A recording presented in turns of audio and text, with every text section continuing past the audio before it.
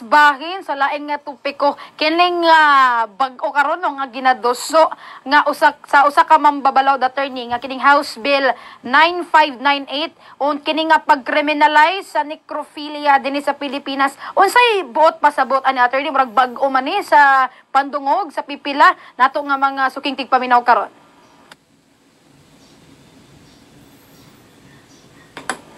Yes, no. So usa man siya ka mental sickness ba, no? Sakit sa tao nga nasa kanang patay ba na patay na nga tao ila pang buhaton mubuhat sila mga di maayo. No? So ang usa ka sickness na for example mo makipaghilawas, no? Sa usa ka patay.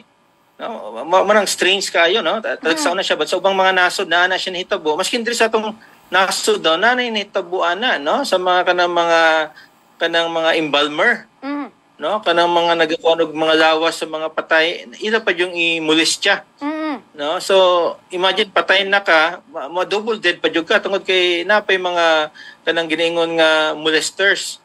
So siguro na basis din atong mga mamabalaod nga ila nang i-criminalize tungod kay sa president law magun nato karon kung imong buhaton na normally di man dako ang silot. So the mere fact nga ilan nang gi-propose siguro, no, tanaw nato kay muna na ng priority nga balaod kasi na nakita ang basis din ha, no, saan ang klaseng unsa ni criminal act, no, kanang giningon nga necrophilia, na kanang mo perform kag mga acts sa usa ka sa lawas sa usa ka tawo nga patay na nang common din ha kanang makipaghilawas ka. So imagine patay na imo pa yung padya po kay buhaton, no. So na yung problema ang siguro sa sakit sa tao, no, but ilan ning gustong i-criminalize, no, man ang propose nga balaod. Og maliban pud sa pakighilawas attorney sa patay na nga lawas, no, sa usa ka tawo, unsa pa ang violations nga nalakip ani nga House Bill nga angay nga mamadayan gyud sa tuang mga sukintig paminaw kung adunay, no, mga sama na mga insidente?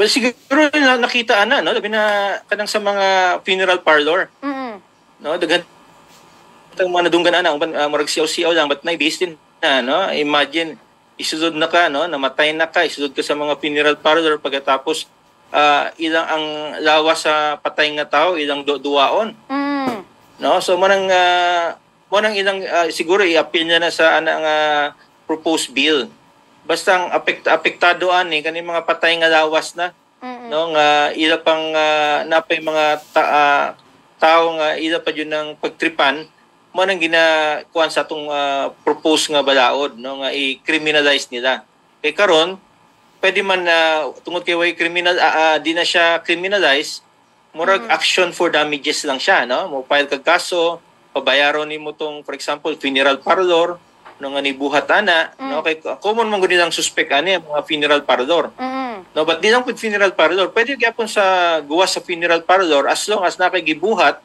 sa usa ka tawo sa lawas sa usa ka tawo nga patay na.